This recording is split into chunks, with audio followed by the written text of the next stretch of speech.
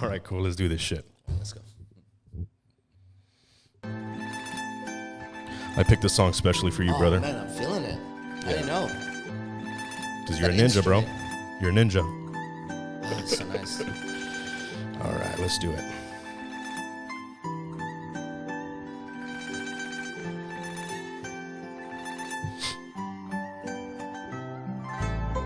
What's up, guys? Annabelle here, and you're watching Dreams to Reality podcast.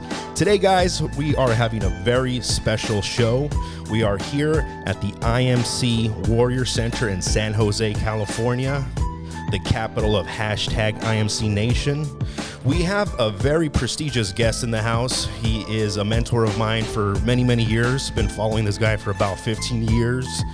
He is the founder of #IMC Nation. Make sure you guys check that out. Look up IMC, #IMC Nation to see what's up with this master. Please help me welcome the Enigma, Arash Zepar Dibazar. Welcome, welcome, welcome, brother. Thank you. Welcome to the show. What a pleasure to be here. I'm really so looking forward to this. I think this is going to be the best podcast you've ever done in your life. I think you're right, brother, and it's a long way coming. You know, it's interesting how I am sitting here next to you because I look up to you. I appreciate everything that you do and everything that you've done and everything that I've learned from you. So it's kind of a very special moment to me as well, and to this show because you have a big part to do with it. You know, so I want to give you my sincere appreciation for coming on the show. That's what that means. It means I feel it in my heart. Awesome, man. Thank you. And so the same thing goes here because, like I was telling my girlfriends, I said, I'm really excited about doing this because to me, you're the celebrity because you're the one that's going to let the world see what I do. Yeah. So it's like this relationship that creates itself. Right? Yeah, yeah. I want you to be at your greatest right now, and I want you to be the most successful podcaster on planet Earth. Yeah. And you want me to be the kind of guest that gets you there. Yeah. So let's fucking go. Let's do it, man. You're in for it, motherfuckers. That excites me, man. But yeah, I mean, first thing I want to do is, you know, get into how I became aware of you, and you know, and how it is that we're here today. Because when I first came aware of you, it was like kind of in a dark time of my life. You know, I had gone through a breakup. You know, and it was my first real relationship. Like growing up as a little kid, I was like I was a very smart kid, but I was very socially awkward, and I didn't know how to attract women. I didn't know how to even get people's attention. I felt kind of like a background player. You know, like no one noticed me, but I felt on the inside that there was something special about me, that I had something to give to the world. Yeah. So I was very artistic and intellectual, but no idea how to talk to the opposite sex. You know, so most of my childhood, my adolescence, my teenage years, up until my late teens and my early 20s, pretty much any relationship that I got into, the girl picked me. You know, it wasn't like, oh, this is the girl that I want to be with. And then the girl that picked me ended up breaking my heart into a million pieces. And I remember being in probably the worst place in my life, psychologically and emotionally. I think most men that have gone through their first breakup or a major breakup could kind of understand. And in this pit of, you know, loneliness and sadness and frustration, I made a decision, this isn't going to happen again. You know, so I made a decision to study, you know, social dynamics, the male-female dynamic, relationships, communication, the mind, and I went deep into it. And the first thing that I kind of tapped into was this guy named David D'Angelo. I don't know if you remember him. I studied him. But he had this course called Double Your Dating, and Mystery, Eric Von Markovik was one of the speakers on there. And I really connected with this guy because he was very intellectual, but everything he said made sense to me. Yeah. And I understood like, oh, wow. So there's more to this, you know? Like, to me, jiu-jitsu is the sport that teaches the smaller man how to overcome, you know, the bigger man. It does. And the Venusian arts, which is the art of love, is the skill set of learning, you know, maybe a guy that doesn't have all the money in the world or all the looks in the world can still overcome and attract the woman of his dreams, right. You know? So that led me to mystery. I read the mystery method, and then that led me to reading Neil Strauss's book, The Game, and then that led me to you. you know, and when I found your videos on YouTube, immediately it clicked. There was something about you that was different from all of these different quote unquote pickup artists. And I immediately knew it, you know, and this was like 15 years ago, which is completely different from what you are today. And I've noticed and I've seen your evolution just completely skyrocket, and I see that you're authentic in what you do and what you say, and that you have good intentions to help other men become successful, you know. And this podcast, the purpose of it is to find people that are successful in their field, and I see you as the best of the best that there is, and find out what caused them to become that, what is the catalyst, what wisdom and insight they've gained along their journey. And that's why we're here today, brother. I'm here to find out, you know, what created Arash Zepar Dibazar. So exciting. Yeah, so one of the main topics that we tap into a lot on our show is mentorship. Yeah. You know, and like I mentioned, I see you as a mentor, even though in the last 15 years, we've probably communicated a handful of times, you know, person to person. I still study you like if you are like there in front of me. You know, I take notes and I apply the teachings that you teach in my life, and they've helped me tremendously. You know, a lot of the things that I do, not only just in relationships, but in business and my health and my mindset and pretty much everything. You know, so I know for a fact that you've had some of the most amazing mentors in a lot of different fields. I know you were mentored by Ernie Reyes. You got your black belt in Taekwondo. Yeah, I was pretty much raised by him as a youngster. So I had my dad at home. Yeah. And I had my dad in the martial arts school. So they both raised me, because from the age of, I would say, 11 till 21, which is like such a big change from a kid to an adult. Make sure you talk into Kid to an adult. You could bring it a little bit closer to you if you like. Right. Master Ernie Reyes had a lot to do with the way I was raised. Yeah. During that time, you know what I mean? Yeah, I wasn't sure who he was because we talked a little bit before the show, and I was like, Ernie Reyes, I know that name sounds familiar. And I looked, I was like, oh, I know exactly who this is, and I know who his son is too. Yeah. He's the guy that was one of the Ninja Turtles. That's right. When I was a little kid, he was also in the Three Ninjas movies. He was Donatello, and then he was Kino in the next movie. Yeah, and then he was also in that movie with The Rock, the Rundown. He was the guy that was like, really good ninja guy. I was like, oh, I know exactly who these guys are. So they're amazing martial artists. Beyond. So you were mentored by Ernie Reyes, and you're also mentored by Sandro Batata, which you got your black belt in Brazilian Jiu-Jitsu. I know that you were mentored by Eric von Markovik, which is mystery in the Venusian arts, and you were also mentored by Manu Tupou. You know, so what was the first thing that came, and what kind of guidance, you know, did you learn from these mentors? Whoa. Oh, let's see. First, there was something in them that I admired so much. That was what drew me. They were like superheroes. These were not regular men, dude. Yeah. I have met some real superheroes in this life. Like, I know them, you know? And they started off either on TV. I saw Mystery, you know? Manu was somebody I heard about. There's this guy who teaches this style of acting. Yeah. But he changes you in ways that nobody can. So that was because of Ernie Reyes Jr. And then Batata, of course, I had seen the Gracie family. So he was teaching under Half Gracie, who was another person who really influenced me. Yeah. And I saw him do things in fighting that I had never seen before. Like, whoa, this is real shit, right? Yeah. And then Ernie Reyes, Master Ernie Reyes, he was that master that I always wanted to be as a kid.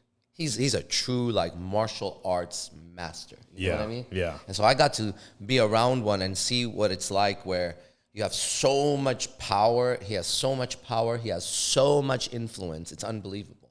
He's really, like, probably one of the most influential people I ever met in my life, right? Yeah. He's still doing it. And that's where he was like a superhero. Like, how do you command so much respect, right? Yeah. Everyone listened to him. Yeah. And so there was Manu, there's that. The Mystery, of course, was on TV. And then I don't know if we missed anybody, but there's been a few more, actually. But all of them were like these superheroes that somehow I felt connected to, and I wanted so bad to get to meet them. Did you want to emulate them and do what they were doing, or did you want to do something that you were already doing on a higher level? I wanted to be them. Okay. I just wanted to be them. They had a solution to a problem I had. Okay. And I could see they didn't have the problem I had.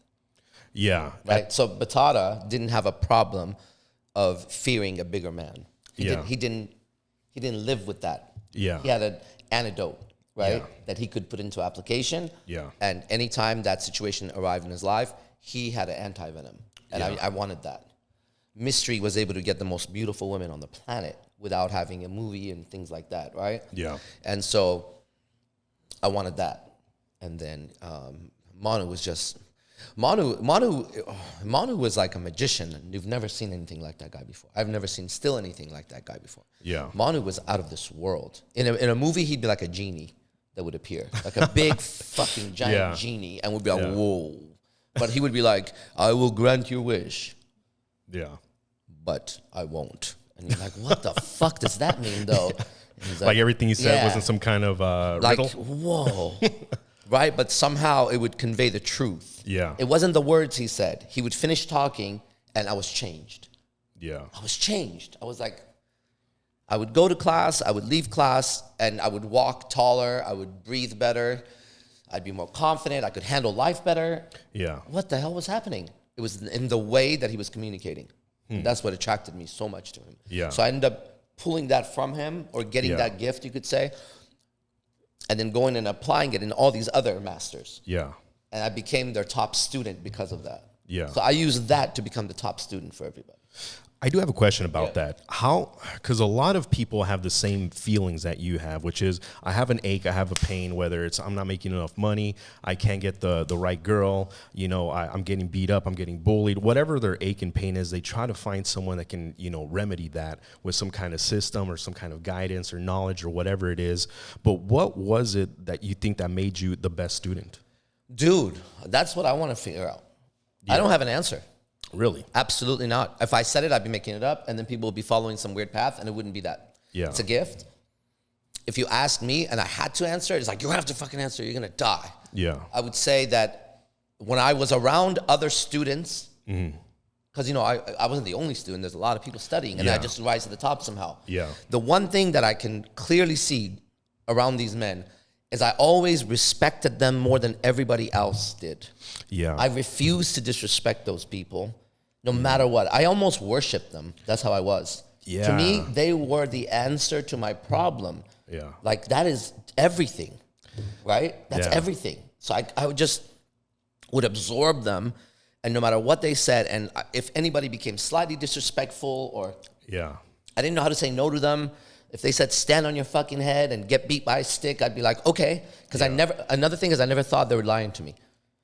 I never questioned them. Somehow I thought they must be telling me that. Later I was like, what if they lied to me? I thought about Manu. I was like, what if this guy lied to me this whole time and I just bought some lies? Yeah. Right? Did he like walk away from me and be like, what a young, you know, innocent, fucking foolish guy, right? Yeah. No, but it doesn't matter. I believed what they said. I believed that you could get tens. I believed that you could beat up a bigger guy. I believed that technique overshadows power. I believed there was a way to communicate that the audience can feel what you feel. I just never questioned because I saw they did it. Do you think it was a faith that you had?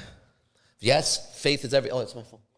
Faith was everything, and it still is. Yeah, I mean, there was this one time, I can't remember when it was, but I remember you talking about Manu Tupou, and you were almost in tears talking about him, and I realized at that point the amount of respect that you had for him. And then I saw an interview with Mike Tyson years later where he had the same exact reaction about Customato, which was his mentor. Yeah. It was that ultimate respect. And the same thing he said, the exact same thing. He said, really? I listened to every single thing this man taught me, and I believed everything he told me. Oh, wow, I didn't know that. And every day, you know, like I came from the slums. I was, you know, everybody told me I was going to be just in prison. I was going to be a piece of shit. I was going to be nothing. But this man was telling me, you're great. You're a great fighter. And he's like, I thought he was gay or something because he kept on giving me compliments. And I didn't understand. And he's like, starts crying and stuff. But I realized he was implanting in my head greatness. That's right. He saw the greatness in me. And we were talking about this at the hotel, how they're the people that are able to see potential, see the greatness within people are very, very important. Yeah. You know, they are, essentially the wizards of the world. Yes. Which they're able to find someone that has something to provide to the world, and then they develop it within that person. I don't know if you know this, but on Custom Model's tombstone, he has a quote of his, and it says, I found a boy with a. You know what? Let me fucking bring it up, so I don't want to mess this thing up. I'm gonna read this quote to you because I think it's important. Okay. The quote goes like this: "A boy comes to me with a spark of interest. I feed the spark and it becomes a flame. I feed the flame and it becomes a fire. I feed the fire and it becomes a roaring blaze." So that's exactly what I see that you did with Manu. You came to him with an interest. There's something this guy that's teaching other people that I want to get from him. And he saw that, but I think he saw himself within you. He saw something, and you're right. Yeah. He was the first one who acknowledged. What changed my life is what he acknowledged in me that everybody else failed to acknowledge. Yeah. Not only did they fail to acknowledge, they also seemed like they went out of their way to invalidate something that was so important to me. What do you mean? So let me tell you what he says. The first words that Manu says to me, he sees me do this test, this martial arts black belt test, right? Yeah. He goes to Master Ernie Reyes. He says, I want to talk to that guy. So I didn't ask for Manu. He has to talk to me. Yeah. Master Reyes comes to me and says, hey, Manu, I knew who he was, wants to speak to you. Come meet us at this taqueria. So I'm like, oh my God, it was like my dream, right? Yeah. So I'm driving there all nervous, like, what's this guy going to say to me, And then he walks up to me, and his first words were, "You are a fucking animal." But it was like the exact compliment I needed. To me, it was a compliment. Yeah. And it hit me. What did you feel when he said that? I felt like finally somebody saw me. Yeah. And my whole life, they've been saying the opposite. I felt what he meant when he said it. I was dangerous. I was wild. Yeah. What you see now, yeah, he created in that moment by saying that, because it was a square, yeah, that everything you said, socially awkward fucking guy. Yeah. But he didn't see that. Mm-hmm. He comes to the socially awkward square guy who doesn't get approved in society. He says, I want to talk to him. And he says, you're a fucking animal. He acknowledged you. Exactly what I wanted to be. I wanted to be a fucking animal. Yeah. That was my dream, to be an animal. Literally, I wanted to be a fucking animal in this process, right? And so he says that, and I'm like, whoa. And then his next words, he says, with your focus and your concentration, you can be a professional working actor in Hollywood in just 6 months.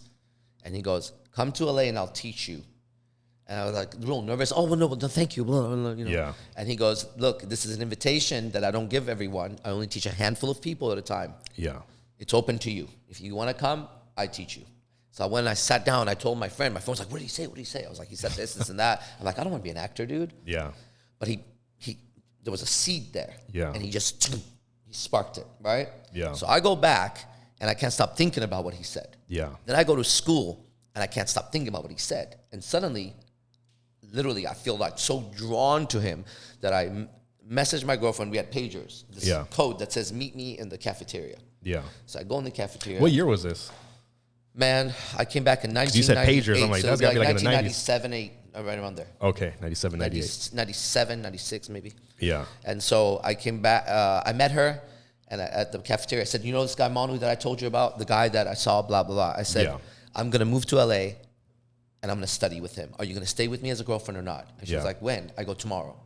She goes, tomorrow? How? I said, I don't know. I got to talk to my parents. Yeah. I just want to know where we are. Yeah. I'll stay with you. Great.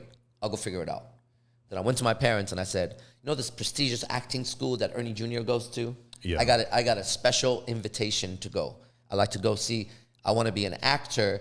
I want to study, because it was for them, everything was study. I want to study acting and be a professional actor, but I want to go study with the best.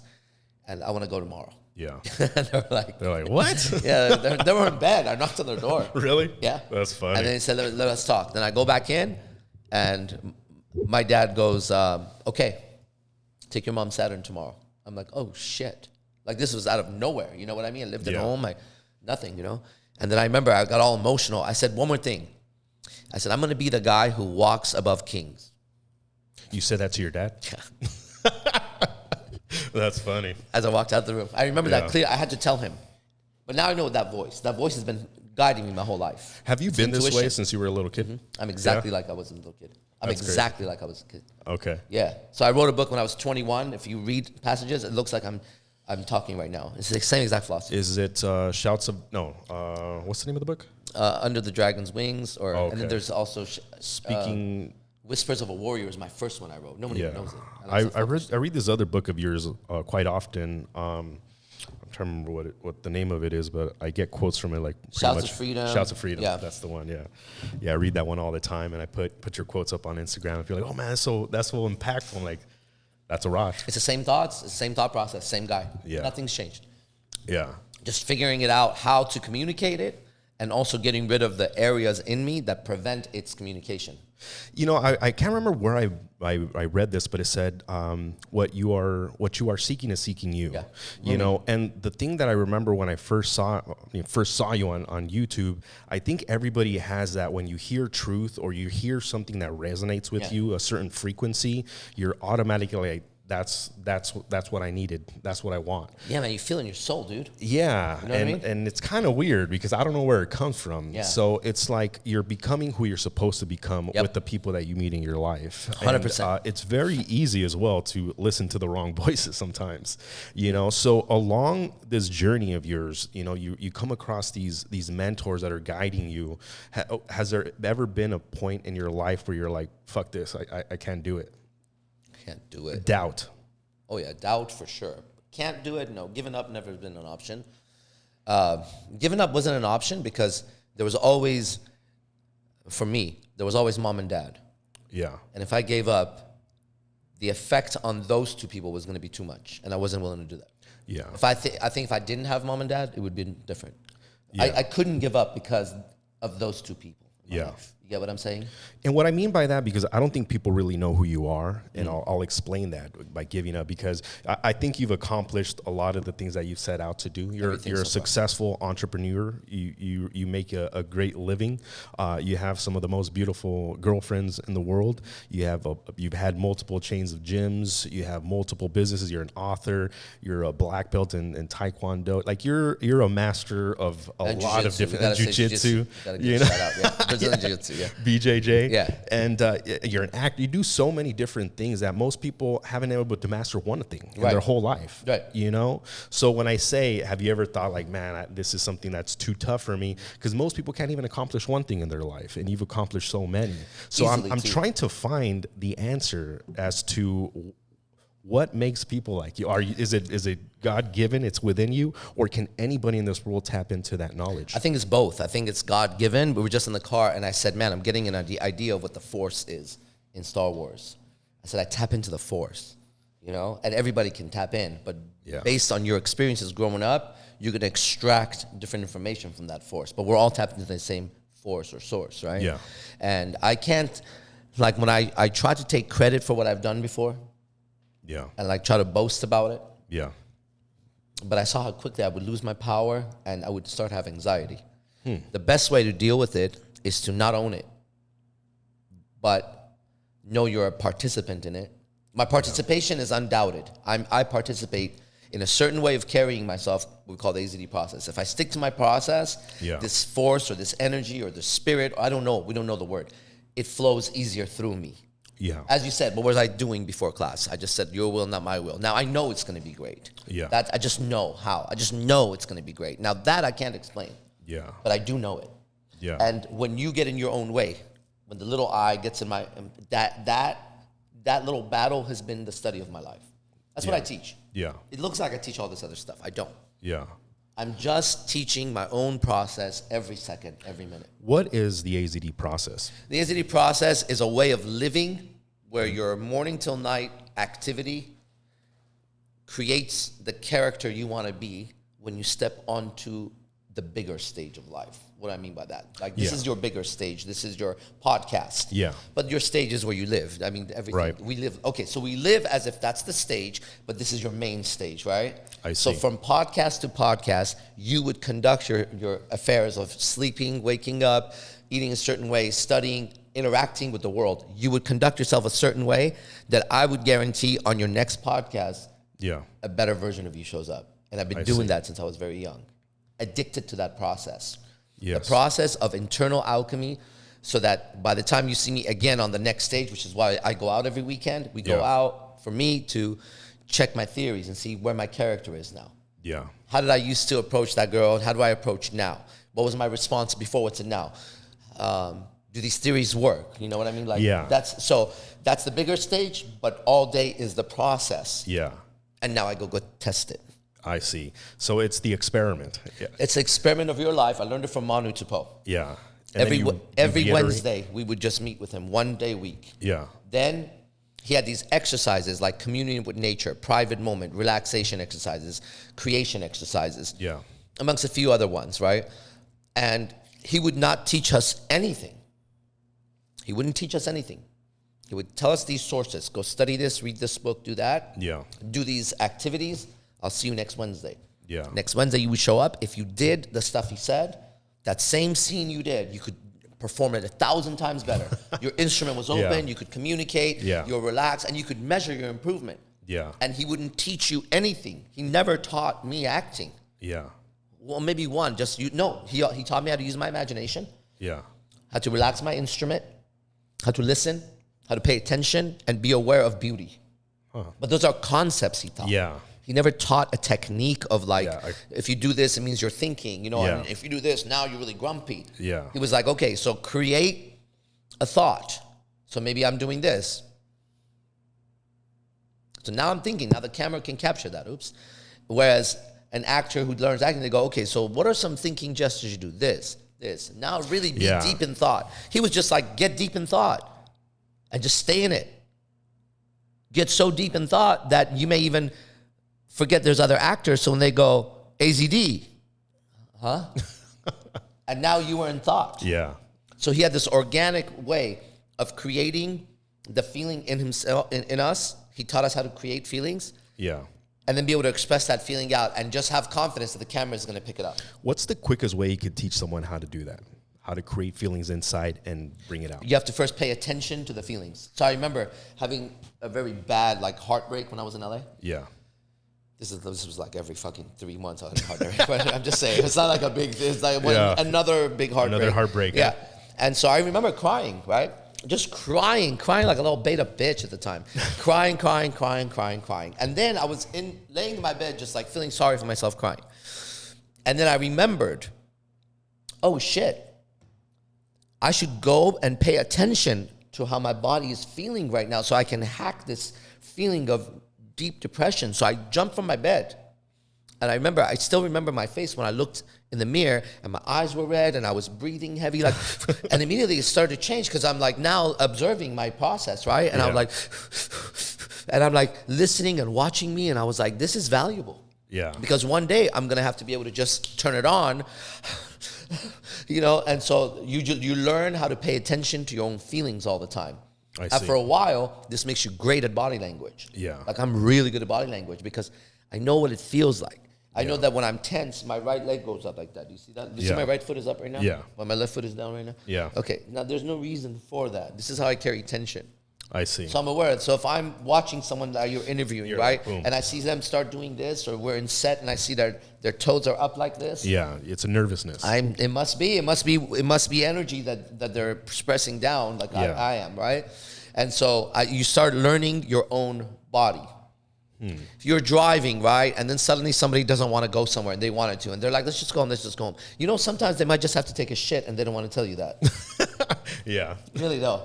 And you know that because if you hack yourself and suddenly you're like, oh, fuck, my stomach hurts. And now you're like on a date or something, right? Yeah. Is he nervous? What's wrong with him? No, then you start becoming like, well, you know, and then you're just like walking away because you're trying to fart away or some shit, you know? So you start learning like, oh, you pay attention to when you go through these changes internally. Yeah. And you start catching people and it's almost like you're reading their minds, but you're really not. You're just noticing that when the body hurts, it moves a certain way. When it's irritated, it moves a certain way. When it's sad, you know, the eyes go down or there's a fucking slump about it or something, right? I'm good. Things are good. Yeah. Real good. Real good. Oh, are they really good? Oh, poor you. Yeah. Right? Nothing. You know? No, nothing. Nothing's been going on. Motherfucker's lying. Something's going on. What are you hiding? You know what I mean? He's got some shit going on that he's not telling you. So what you would say to people that are going through a situation where they're trying to change their current state of mind, their current emotional state, is first to become aware of what's going on internally? Everything's that. Yeah. Everything is awareness. Okay. That's what I'm learning now. Yeah.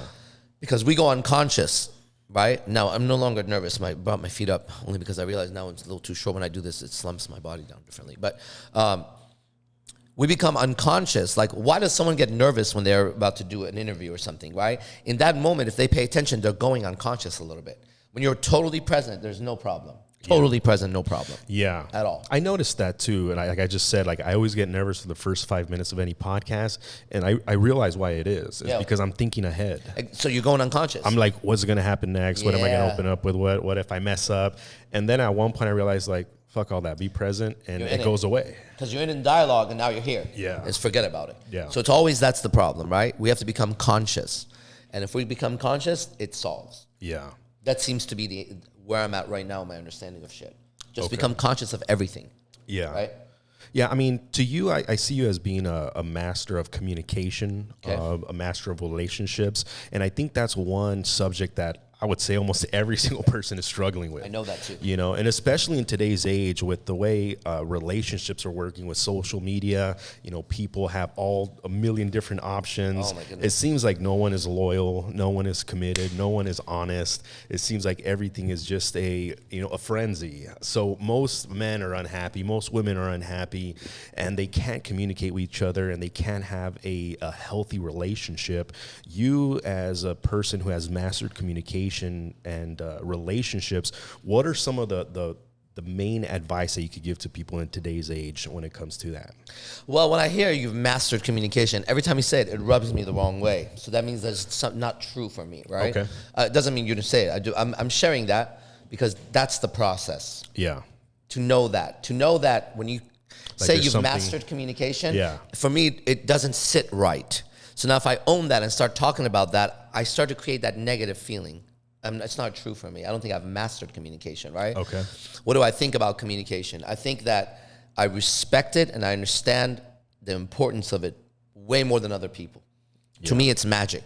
It's healing. It's everything. It's the connection from one mind to the other, one soul to the other. It's what we're using to understand each other. Yes. It's the main focus of what I do is communication. So because I'm so focused on it all the time, I'm just better at it or something, but I don't know about mastering it. However, advice for relationships, advice for communication. It's kind of like if you went and somebody had like the end of their cancer and they were dying. Yeah. The advice you'd give them is die peacefully. Or pray for a miracle. Yeah. Like the society is in its last stages of cancer when it comes to relationships. It's done. How do we fix it? We can't fix it. Yeah. We got to let it die. What does that mean? At some point, it's going to become so obvious that men and women can't interact anymore. It's just going to become like, whoa, what's happening? Yeah. Guys are fucking AI and women are fucking each other. Yeah. That's it, right? They become all gay. All the women will become gay and all the guys will just go get AI. And it'll be a whole different culture. Yeah. Right? I don't know how long that's going to take. But then it'll reset. So now that's not for our generation. For our generation, okay, there's one saving grace. And this is where it's going to fuck everybody up when I say this, okay? The only saving grace is to recognize that the woman was designed by God or nature to follow the man, and the man was designed to lead the woman. Now, if he doesn't work on himself and he's not a good leader, meaning he leads her into bullshit, he leads her into death, he leads her into bad stuff. He just, you follow the leader and the leader fucking goes and you get poison ivy because he walks you into the poison ivy bush, right? Yeah. So if he leads incorrectly, she's doomed. So he has a responsibility as the leader to keep himself up the way we do in IMC Nation or you do. We work on us so that we are more and more righteous and more right all the time. Once we accomplish that and know that's our path, every day that's what we're doing. Now the only choice is for her to follow, actually. She can't lead.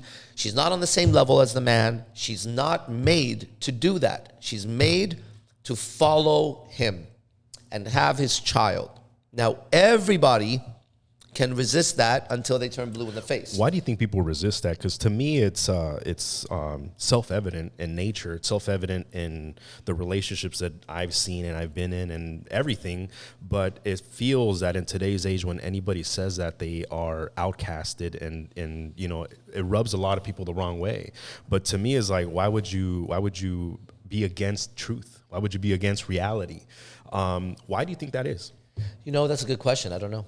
You see people driving around with a mask on right now sometimes? There's some crazy shit. I mean, if they can do that, they can do that. Like, you know what I mean? Like, Yeah. it's like, I stopped trying to figure out why people are so stupid, because it doesn't make sense. Yeah. Because then you have to become stupid to figure it out. You're like, oh, Yeah. how do I become dumb? Right? Yeah. You're right. It's self-evident. The woman's supposed to lead, to follow the man. But let's be honest, right? So we go out. How many men do you see that if you were a hot woman, you had your shit together as a woman, meaning you worked out, you took care of yourself, you were aware that you're a woman? Yeah. How many men do you see when you go out where if you were a woman, you would say, I will gladly follow his lead? It's rare. It's 1%. I don't even see any, right? Yeah. I have to look in the mirror and find that guy every day. Yeah. I'm serious. Yeah, I think that's the answer. So the answer is that men have failed. Yes. And because they have failed, the woman had to rise up and take his position. Yeah. And he allowed her, which is part of his failure. Yeah. He never said, what are you doing? Sit down. The fuck? Right? Now it's like they're competing in each other's sports. Men got so degraded purposefully that nobody even questions a man competing against women. This should be such a big no-no in the world that obviously They're a cheering man is it so on. much stronger, right? They're So they cheering do it that, right? But a lot of us, but again, everybody knows it's wrong. Yeah. But no one's speaking up. So who do we want to speak up? Women? No, men have to speak up. Yeah. I have to speak up. You have to speak up. And when you speak up, they're going to attack you. Yeah. That's fine, right? That's fine. So, and there's a lot more support to it than people think. Yeah. They're just waiting for someone to say it.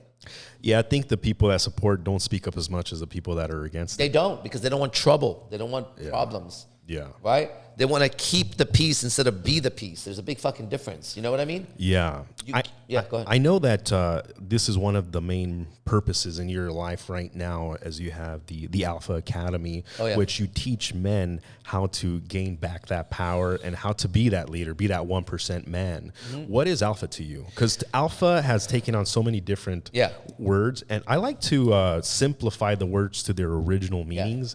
And Alpha is the Greek letter for A, you know, it's A, it's the first one. And in the Bible, God is the Alpha and the Omega, the first and the last. And then ethology, which is, you know, the study of animals and in, you know, hierarchical structures of animals, the Alpha is the leader. He is the pack leader, and it's always a man. Right. But to you, what does it mean in today's society, in today's age? What does it mean to be an alpha man? And is there such a thing as an alpha female? Yeah, so I had to define that recently to come up with a class, because I changed the class name to Alpha Academy. Right. And that was one of the realizations I had, is that there is an alpha, and they were taking that out of our vocabulary. Right. So I'm going to define what an alpha is in the art that I teach, the art of relationships, the art of social dynamics, the art of man making woman fall in love with him. This is the art of doing that. And woman making man fall in love. We're supposed to make each other fall in love with each other. Yeah. That's how it's supposed to be. It's not supposed to be some crazy everybody hates everybody, right? You're supposed to love the other person. You're supposed to want to take them out and feed them and share experiences with them. And we're supposed to have that experience. We're not supposed to be at war with each other. That's ridiculous, right? So alpha is, and you'll see how easy it is. So if you go into if you said alpha is the first letter, so that means there is no letter before it. Yeah. If you say you go into the jungle, alpha is the leader. Yeah. So let me ask you a question. If we say alpha wolf, who does he take orders from? No one. He's a leader. So let's keep that in mind, right? So alpha in the jungle takes orders from no one. Alpha is the first letter. Was there another way you said alpha? You defined it 3 ways. I said there was God, the first and the last, the alpha and the omega. Good. So alpha in social dynamics, man, woman, homo sapiens, is defined by us as this. By me, you could say. This is what helped understand it better. The alpha is the man who absolutely has no leaders at all. That's why you don't introduce me as the leader of IMC Nation, but the founder of IMC Nation. Yeah. The alpha is his own counsel. He's his own advisor. Because he's tapped into God, which you said God. Yeah. So he gets direct orders from God or the universe, just like the alpha wolf does. He does take orders. He just takes orders from nature. Yeah. But to nobody else. Yeah. Nobody else, right? The alpha male in society as a Homo sapiens, it's him and God or the creator or whatever. So he has to have that spiritual edge, right? Yeah. That's where he gets his answers. Not from me, not from you. This is me reporting on my experience, or somebody else listens and they see the similarities and it helps them, and vice versa, right? But I'm not the teacher like that. Nobody could teach the truth to anybody. The truth is in you. Like you said, I saw you, I knew you were right. Yeah. How'd you know? You must have it in you, the seed. So alpha is defined as a man with 0 leaders. He doesn't refer to the government as my leaders. Yeah. They have their positions and everybody's in charge of things for order. Right. But everybody knows. We come to the table as IMC Nation. Here is my order. This is my job. This is what I'm doing, right? I have the direction of the place. Here's where we're going. Here's the vision. Ready? Now, each individual person must now make a decision as an alpha of their own life. Their women report to them, not to me. Yeah. We don't talk to each other as women here at IMC Nation. No. They report to him. His people, his students report to him. We have our own worlds, right? And we come together as international mastermind council. Yeah, the mastermind is a big concept that I talk about as well on the podcast. It's like I was telling you, the show is a very simple concept. As I go through my guest hero's journey, you know, and I'm essentially doing the same thing as Think and Grow Rich, which is I'm interviewing high level, high caliber people and pulling all that information from them. Yeah. And the mastermind theory, every single one of these high caliber people utilize. And I think the ultimate mastermind is tapping into that source, which you called God. Yeah. You know, and I do think everybody has the ability to get there, but like you said, you have a process. I think what the process does, and everybody's can be different, but I think what it does, it puts you in the right frequency to tap into that universal truth that everybody knows is right. And it's the fight between good and bad, good and evil, darkness and light. You got it. And it's very difficult for people to get that in today's age because there's too much noise. There's too much misinformation. There's too much pollution. Whether the pollution it could even be as simple as the food you eat, the substances you drink. If you drink alcohol, now you're in a different state of mind. You're not tapping into that right frequency to get you those answers. I mean, there's obviously plant medicine. Some shamans and people use that to tap into that source. But I think that mastermind, the ultimate mastermind, is not only just a group of people in your community that get together and solve a problem and help each other, but it's also finding out how to tap into the God source. Yeah, totally. Yeah, but I mean, right now with the Alpha Academy, what is your goal with it? To show up and report in on how I lived the day before. Okay. So you have students that every day listen to you. Every day. Teach. Yep. And in these teachings, what do you teach your students? Is it open to men and women? No. It's only men? No women. Okay. So it's no women. All the men out there that are listening. Stay out, bitch. All the men that are listening to the podcast, and I know for a fact that most men are struggling out there with the ability to make the income they want, to live the life that they want, to attract the woman that they want. They're just not happy with their physique, with something. What they need to do is find a group of men that are looking to become their best self. Yeah. You know, and that is what hashtag IMC Academy is. IMC Nation. IMC Nation. It started as an academy just like this. That's true. Party school. Then it became a movement. Yeah, so IMC Nation, hashtag IMC Nation is that movement. The Alpha Academy is the classroom. It is the place where you can learn to become the alpha male. It's the start. The start. Yeah, it's $97 a month. And I say that because I've kept that price the same. Mm-hmm. And I have programs that, of course, cost more. If I'm going to be living, I have to pay the bills, right? So 97 gets you every day, you enter the arena online, and you see all these characters. Yeah. Right? You see lawyers and doctors and musicians and PhDs and podcasters and entrepreneurs, realtors, and people from all walks of life. Everywhere. Yeah. All around the world, they show up. Yeah. Right? And you step up and you heard about IMC Nation and you're like, oh, okay, that's cool. Let's see what this guy has to do. Yeah. Then I show up, I tap in, and then I begin to speak. There's no notes sometimes maybe, but not really. There's no script. Yeah. And it's been like that for a very long time, right? Yeah. And what happens is it organically develops into this teaching. Yeah.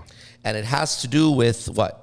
An internal process of creating the type of character that becomes your own. You become your own hero. You go out and you give the world what you've been seeking from the world your whole life. Yeah. I was growing up, I was seeking a certain type of male role model to be around me and teach me. Yeah. I became that guy. Yeah. Because that's what happens. Yeah. So now I have to give the world this guy. That's my job. You see that? And so that's what Alpha Academy is each person has something deep inside of them that has been trying to express itself. Yeah. And for whatever reason, again, we all have our gifts. My gift is communication, and I'm able to speak about this process and demonstrate it. I demonstrate what I talk about. I'm in the field. I'm out. I'm going out. I'm doing what I do, right? And my life is an example of it. And so I'm obsessed with this. It's like an obsessed artist. Yeah. And I like to show up and talk to people about it forever. I can talk about this forever. Yeah. And I like to get the reaction, and the higher their caliber goes, that's my job, to make IMC Nation higher caliber people. Yeah. Higher and higher and higher. So I'm not talking to the homeless man down the street, you know? He's like, oh yeah, I see aliens too, bro. You know, not like that. I want to talk to people who are high level shit, and they're like, yeah, I know your experience, bro, but I couldn't talk about it. Right? Yeah. Because if I did, I might get fired or my family, but you have fuck you written on your eyes and war, and you got a bunch of girlfriends, and you just don't give a fuck, huh? No, I don't, motherfucker. So I'm going to start talking, and this allows them to hear that part of them spoken. Yeah. And then they speak and they go, yeah, I have that experience. And that's been my only backup. Yeah. It's been that people validated what I said, because it wasn't like, you know, I wasn't saying from day one, I wasn't saying like things that everybody agrees with. Right. I don't do business like the way people do business. I would, man, you won't believe the way I live. I'm telling you, bro, you will not believe the way I live. It's unreal. It looks like,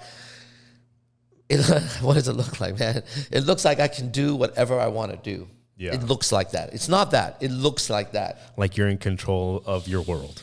Like I'm in a parallel world and I'm visiting and I can just step right back into it if you fuck with me, and I'm not there.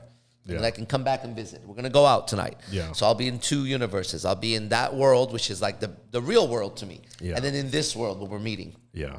And this world is just the edge of my universe. This is like the boundary of my country. We're meeting at the line where your country and my country meet. Hey, what's up, bro? Yeah. But my universe is internal that way. Yeah. Inwards, outwards, here's how far I go. Yeah. That way, I'm going so far back, I can't find it yet. I'm still going backwards in there. And I've dug so far back. And somewhere back here, I report from here to you, and you then go back and you go, fuck, I have the same place inside me. Yeah. Somewhere in my eternity, somewhere in my infinity. Yeah. Arash, you're speaking my experience. How are you doing that? That became my gift. I go way back. Yeah. So far. I continuously fly backwards.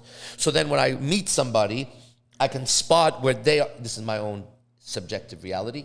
You know, it's just the words I'm using. Yeah. But when I meet somebody, I can measure where they are because I've their journey? Somewhere. Well, I don't know the words. So I'm trying to explain it because I've been where they are. Yeah. And I've gone further back and I know it. Mm-hmm. So I catch up to them. And I relate like, to what's them. What's up? I know where you're at. Exactly. And so I get them. Yeah. I'm like, oh, okay. And they suddenly respect the shit out of me because they can feel my depth. There's a depth to it. Yeah, I think that goes back to what Manu Tupou told you when he said, you're a fucking animal. Is he connected to where you were at that point and where you needed to be. And I think you have that same skill now. Yeah, it was transferred. I really felt it was transferred from him somehow, some way. So it's someone like, if I feel the same thing, like I've never been noticed, I'm always the background player, but I have all these feelings of like, there's something great in me. And then randomly, this guy that all these people respect comes up to me and says, hey, there's something about you. Then you feel heard. You're supposed to be heard. Yeah, you feel Your heard. Your voice should be heard around the world. So now I automatically have so much respect for this person and admiration because they saw what I felt inside. Yeah. And nobody else can see it. Example, when we were talking earlier, when you first arrived, I was asking you some questions about your personal life, right? Yeah. And as you were going through it, I can just tell you I've been there. Many people haven't. Yeah. But I've been deeper, further than that even. So I come up to where you were, and by asking you some questions, I could measure what you were feeling. That's why I asked you some very specific questions. When you were driving, what was that moment like? Yeah. What was that? I was asking you some specific milestones in those moments that I could, by you saying it, yes, I know that feeling. I've measured it. I know. So now I have even though we've just spoken for a short amount of time, I have a deep connection with you. Yeah. Because if you've gone through that, I know how that changes a person. I've been there. That change has happened in me. So now I have a different level of respect for you. Yeah. I get a different drive out. I know something about you that unless someone has gone through that, will never know about you. Yeah. You get it? Yeah. You had to dig somewhere so deep, with nobody's help. Yeah. You face that moment where Batman falls in the cave, looks up, and the bats are about to attack him. He can't get out. Yeah. And he makes a decision that's going to be the symbol of his power at some point. He's going to be Batman from now on because he fears it. That's exactly what it was. I know exactly what that feeling is. Yeah. So I connect with you. So you could say that you and I, in my universe, I've located you in that area because even though you've moved forward, I know that forward motion is sitting on that island right there. Yeah.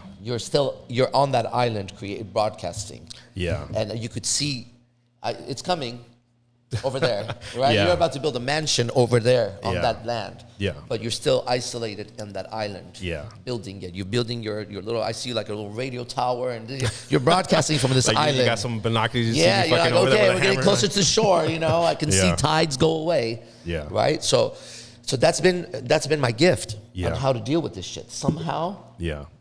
I go really far and I could find the person somewhere and I map them out. All right. And then I have this real respect for them.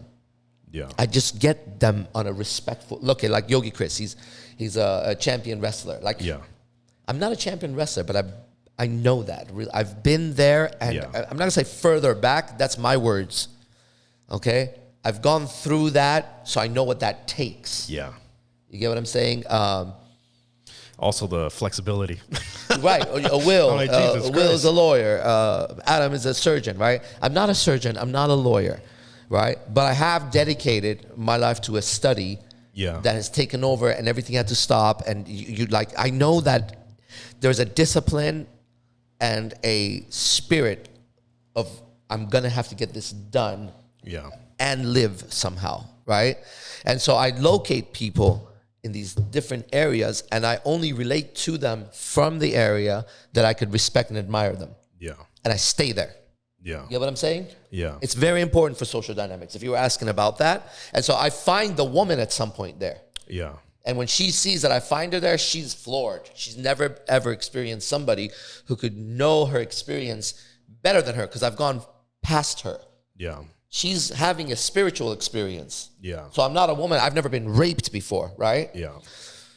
But I can meet her where rape is because I've been with enough women that have been raped and have deep interactions with them. Yeah. I've had sex with them while in the middle of sex, they've tried to kick my face off because they were re-stimulated off of rape. Yeah. I've experienced being with women that have been raped on such a deep level that I've absorbed it. So now if I know the woman has been raped, something inside of me meets her there, and there's going to be a certain way I'm never going to act around her. Yeah. Out of respect for that. Yeah.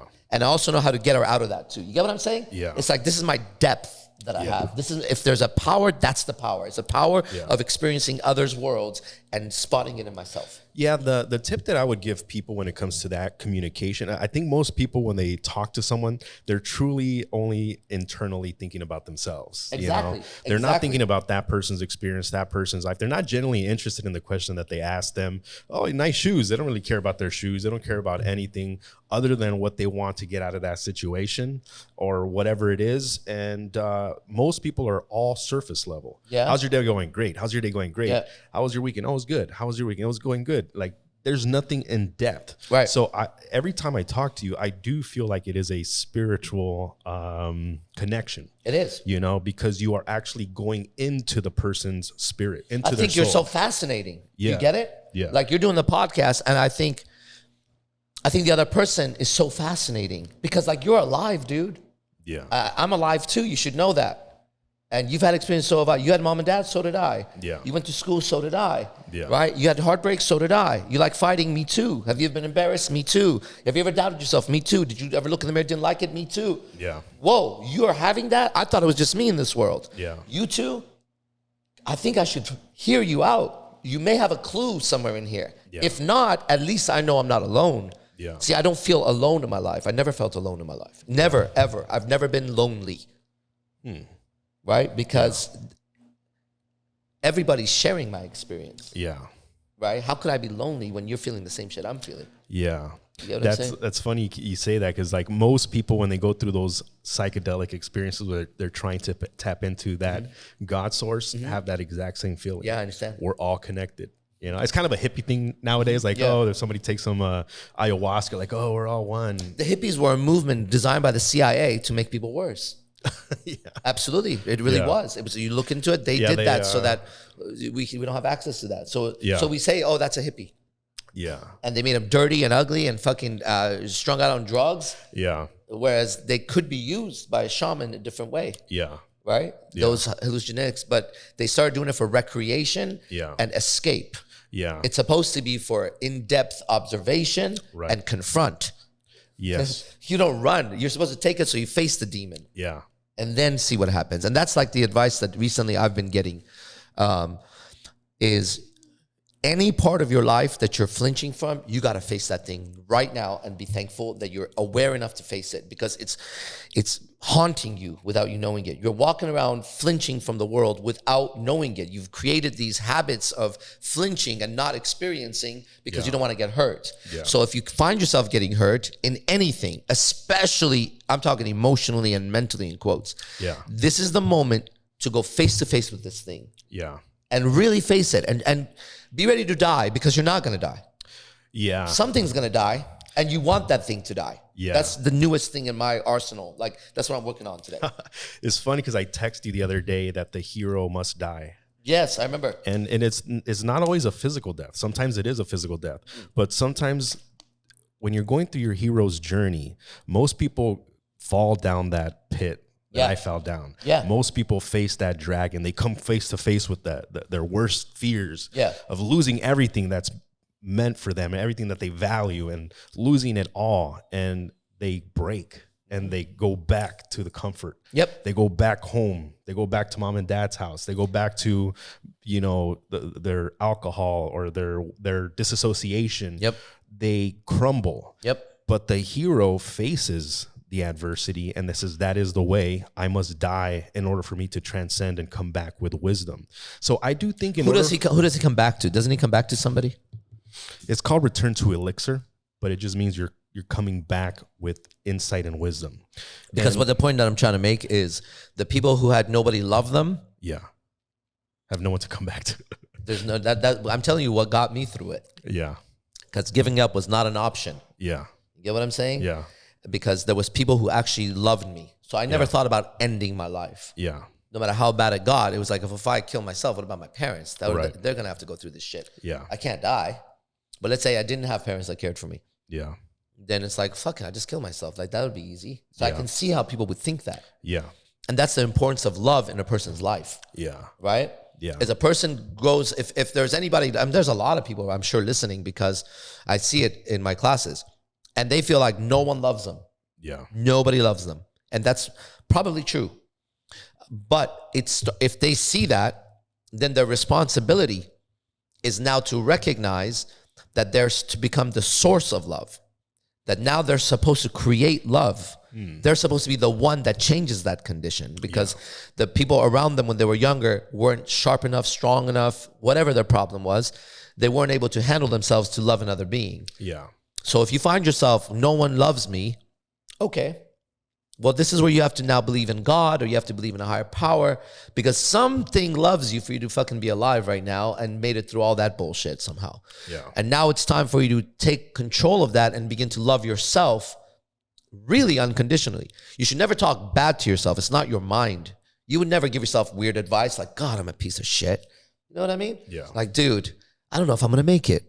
Like, even if you're dying and a lion is about to eat you and it's Yeah. your mind, it's literally your mind, nobody else's mind, right? the logical thing would be to look at the lion and go, I'm going to fuck this guy up and then get eaten. Yeah. To not go, oh, I'm dying. Like, that doesn't make sense. Yeah. Your mind has been hacked by somebody else. Yeah. So whenever you get these negative thoughts, you have to remember these are not your thoughts, because you would never think negatively of yourself. And after a while, you associate with those negative thoughts and you think that's who you are. Yeah. So I have a rule. If my mind says anything negative about me, it must be the enemy. Call it Satan, call it whatever. It's not me. Yeah, I think that was one of like the first quotes that I put up from you that when I met you like 15 years ago.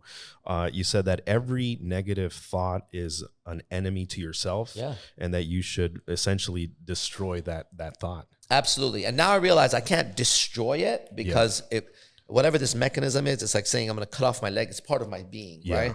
But now I can become familiar with it and go, okay, well, I get it now. Like there's a reason it's there. Yeah. But it's not the advisor of my life. Like, get the fuck out of here. Yeah. If anything, it's letting me know where my blind spot is in life, where I'm weak.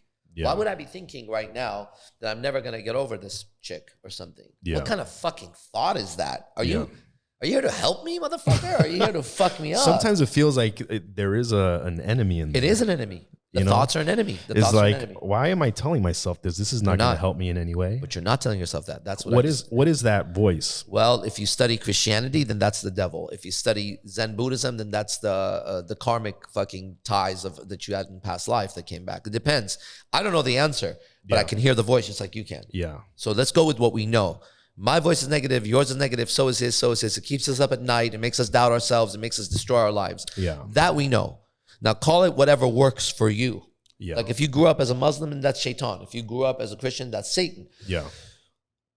We don't know what it is, but it's there. Yeah. Name it what you need to name it, because the way language is supposed to work is when you name something, then you're supposed to be able to manipulate it and use it. That's what language is supposed to do. Yes. You're supposed to be able to name a disease, the cause of the disease, what brings it about, and what ends it. If they can't do that, then they shouldn't name a disease. Yeah. You can't say ADHD and then say there's no cure. Yeah. That you didn't name it. You have to go study it, and you have to know how it starts, how it changes, how it stops. It's called a complete cycle. And that I got that from L. Ron Hubbard, right? So anyways, I can go on with that. Yeah, man. I mean, I feel like we can probably talk for ages. For sure, without stopping. You know, because you have so much insight and wisdom, and there's so much that I want to learn from you. And I know it's impossible for us to be able to do it in an hour. But I do want to thank you again for sharing your insight today, sharing some of your story. I definitely want to come back to San Jose and maybe bust another one of these podcasts. Bust a nut. And learn a little bit more. So just some final questions for you before we wrap up the show. I did see in that same interview where Mike Tyson was talking about Customato, they asked him a question, and he's like, "Oh, that's interesting." And the question was, "What would you ask Customato if he was here today?" And I'll ask you that same question. What would you ask Manu Tupou if he was here today? Whoa, what a good question. What would I ask? I would say, after you pass away, where did you hide your fucking videos and audios? I need to study. Seriously. That would really? Be yeah, because he has a whole collection of them somewhere. Oh, and I wish I had them. Outside of that, I mean, that would be like a practical question that would get me somewhere. Yeah. But what would I ask him? Man, I don't know if I would ask him anything anymore. I just want to be around him. You know what I mean? Yeah. It wouldn't be a question that I would have for him, because the question would just lead to another question, to another question. Yeah. But I would want to share his company if I could. I would want to show him things. Yeah. I'd want to show him that people say be the best, fuck the rest. I'd want to show him that everything that I have, he's always been there, that I carried my promise to him. That would be really cool. Like, if I could say anything, it'd be like, look, dude, remember I told you? Yeah. Like, you want to know what Mike Tyson said? No. He said... I mean, yes, I do, but I don't know what to say yet. No, he said he would ask them, did I do good? That came to my mind right now, but I wouldn't need to ask him that. Because I'm going to keep going. Yeah, because you're like, I'm still doing it. It's not going to stop, right? Yeah, that makes sense. But I would want to show him how he's affected everything, right? And that I never forgot, and I never stopped saying his name, and that it stayed and it continues, and how I would want him to know how he affected me and how that affected the world. Yeah. Those are the things. And I wouldn't ask him anything. If anything, really, it would just be like, you want anything else done? You know Yeah, what I mean? what's Like, next, brother? did I miss something? Like, you want to do something else? Because we got all this. Should I put a theater together, or what's the next thing that would be cool? Yeah, that leads me to my next question, and this will probably be my last question. What is next for IMC Nation? What is next for Arash Zepar Dibazar? Where can people find you, and what can we expect? I've always been able to predict my own future somehow, so I know what's happening. The next thing that's going to happen is I'm going to become a real big name like Andrew Tate. Okay. Because he paved the way by just becoming such a big phenomenon. Yeah. Right? And it's clear that he had to do that so that I can get the stage. That's what I think. Yeah. I think he said, I really think he like laid the stage for me. So I'm going there. I think that's I see that happening. stage. Yeah, for real. And so that I see happening. I see like people kind of, the people that have been around, the people that we see in the environment right now and closer, I think it's going to dawn on them real soon, kind of like the importance of what's happening. I can feel that, where they're just like, oh shit, I'm actually part of like a historical movement. Like I am doing something here, you know what I mean? I'm important as fuck. Yeah. I think it's going to start dawning on people left and right, and then they're going to take more responsibility, and the United Nations is going to grow like a monster, right? Yeah. I